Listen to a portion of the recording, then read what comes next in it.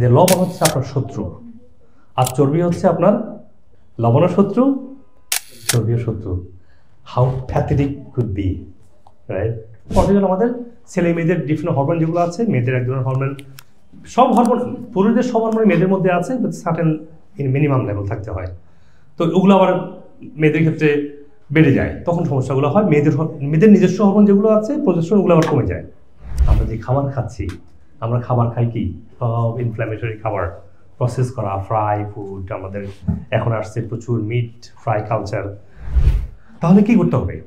আমাদের প্রথম কাজ হচ্ছে আমাদের ডায়েটটা চেঞ্জ করে ফেলতে হবে। সেটা যে কোনো, আপনি বৃদ্ধ বয়সে অ্যালজাইমার্স ডাইমেনশিয়া থেকে বেঁচে থাকার জন্য হোক, আর বাচ্চারা যারা অটিজম বাচ্চা যারা, তাদের ক্ষেত্রেও একই কাজ।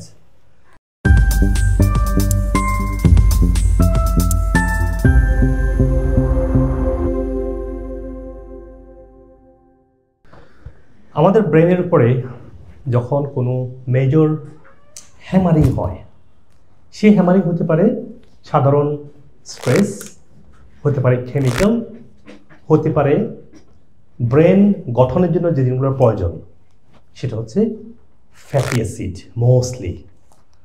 এবং ব্রেনের সার্কুলেশন, রক্ত চলাচলের জন্য এবং পানি চলাচলের জন্য দরকার হচ্ছে আপনার লবণ।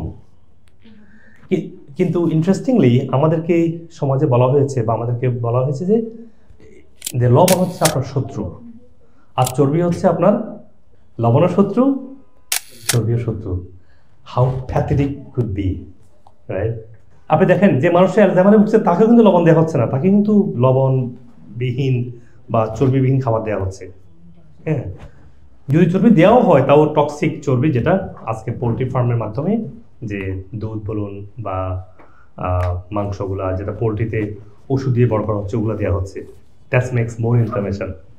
ওই যে আগে বলেছি না, আমাদের সমস্যা শুরু হয়েছে, আমরা এমন কিছু হ্যামারিং করছি, সেই হ্যামারিংটা কি? সে হচ্ছে কেমিক্যাল এবং স্ট্রেস। স্ট্রেস কেন হ্যামারিং করছে? স্ট্রেস কি করে? স্ট্রেস অনেকগুলো হরমোনকে ইমব্যালেন্স করে। প্রথম শুরু হয় কর্টিজল দিয়ে, আর কর্টিজল ইমপ্যাক্ট করে আপনার ইনসুলিন, আপনার ল্যাকটিন, গ্রলিন, আপনার সব মেজর ইভেন কর্টিজল আমাদের ছেলে মেয়েদের ডিফারেন্ট হরমোন যেগুলো আছে, মেয়েদের এক ধরনের হরমোন, সব হরমোন পুরুষদের সব হরমোন মেয়েদের মধ্যে আছে, but certain in minimum level থাকতে হয়।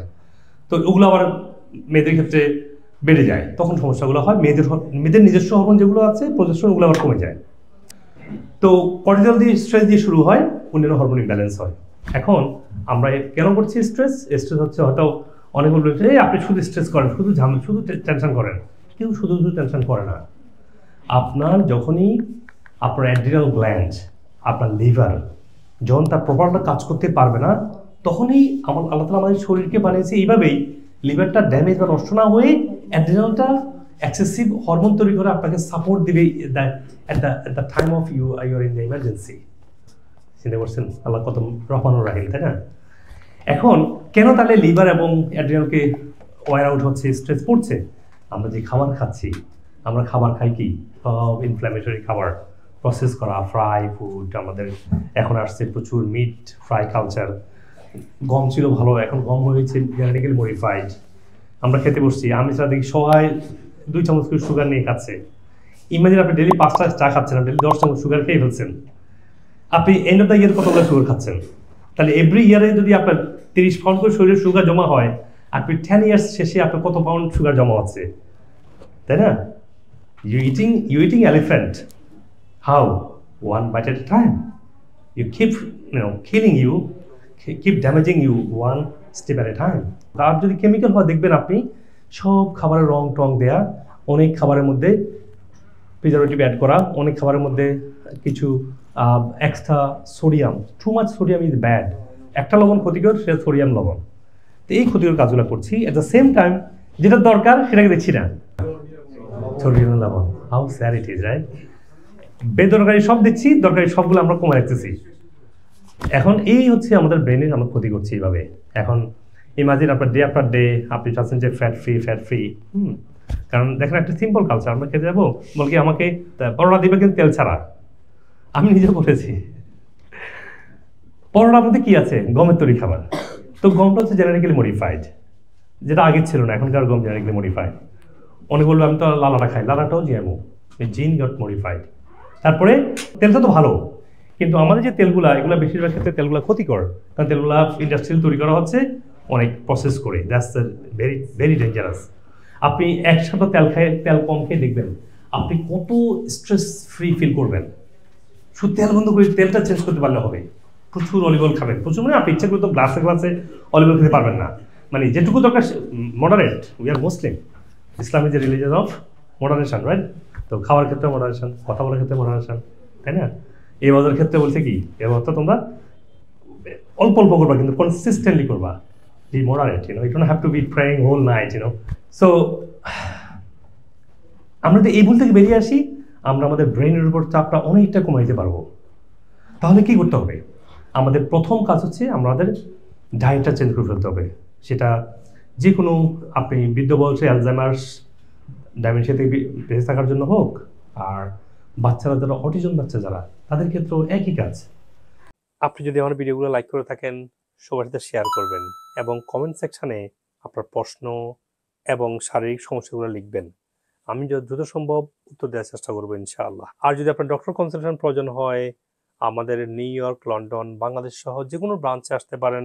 আপনি আপনার শারীরিক সমস্যার রুট কজ থেকে সুস্থ হওয়ার জন্য আমাদের ন্যাচারাল মেডিসিন এবং রিজেনারেটিভ ওজন এবং আকুপাংশার সহ অন্য থেরাপিগুলো নেবেন। আর আপনি পৃথিবীর যে কোনো প্রান্ত থেকেই ভার্চুয়ালি অনলাইনের মাধ্যমে ডাক্তারের সাথে শিডিউল করে ডাক্তার দেখাতে পারবেন। আপনি যদি আমেরিকান অথেন্টিক ন্যাচারাল মেডিসিনগুলো কিনতে চান, আপনি টিকটক অথবা অন্যান্য সোশ্যাল মিডিয়া থেকে কিনতে পারবেন এবং আমাদের ক্লিনিকগুলো থেকে কিনতে পারবেন।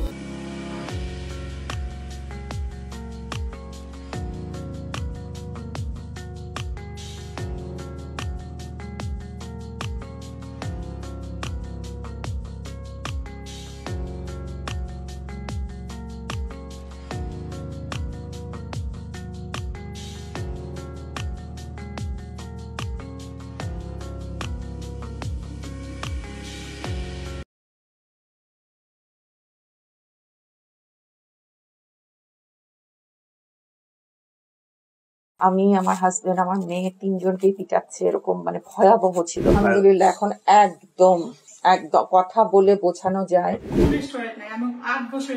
দেখেন এই যে দেখতে পাচ্ছেন, এই যে আগে কেমন ছিল, এখন দেখেন এখন অবস্থা কেমন হচ্ছে। এখন তো আমি অনেক ভালোই আছি। এই বয়সে এসে যে এত আমি ভালো হয়ে যাব, এটা আমার চিন্তার বাইরে। আগে যেভাবে ছিল সেটা আমি 1000% আমি মনে করি কোনো ওষুধ ছাড়া। Great change. It's a big change. First second dose দেওয়ার পর ইমপ্রুভ হচ্ছে। হ্যাঁ, আচার আচরণে তার অনেকটা চেঞ্জ আসছে। আপনার এই ক্রিয়েটিনিনের পয়েন্ট ছিল প্রায় 27 এর মতো। কিডনি আমার 3টা ডায়ালিসিস হয়েছে। আর ডায়ালিসিস 3টা করছেন, আলহামদুলিল্লাহ ভালো লাগছে না? আর লাগছে না।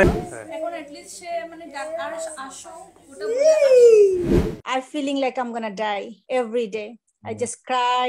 I had to go to toilet 4-5 times a day. Nowadays, I'm good, alhamdulillah. Last time he was very agitated and jumping around. He's not talking. This time when he came to me, he approached to me as if very regular people. যে treatment বা supplements এটা use করে in the last 3 months আমার 95% better. That was crazy. You happy that you grew, Amar? Yeah. Good. Yeah, because he's improved. He's going more. He's not going back. You know. That's good. He's going. I've noticed.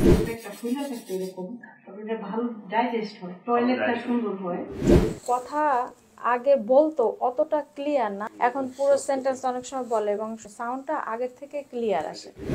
সবাই আমাকে দেখতে আসতেছে যে আমি মরে যাবো। এখন আলহামদুলিল্লাহ সবার দোয়ায় আমি এখন অনেক ভালো আছি, অনেক সুস্থ আছি। Now he just talk more word, I think. More word. That's say yeah, he start more word. He tried. কথা বলার মধ্যে নিজে ট্রাই করে ডাক্তার নাম ডাকলে সে বুঝতে পারে। আলহামদুলিল্লাহ এনার্জিও আসছে আর ব্যথা 80% নাই। Good luck. Give me high five. Say bye bye to the doctor. Yeah.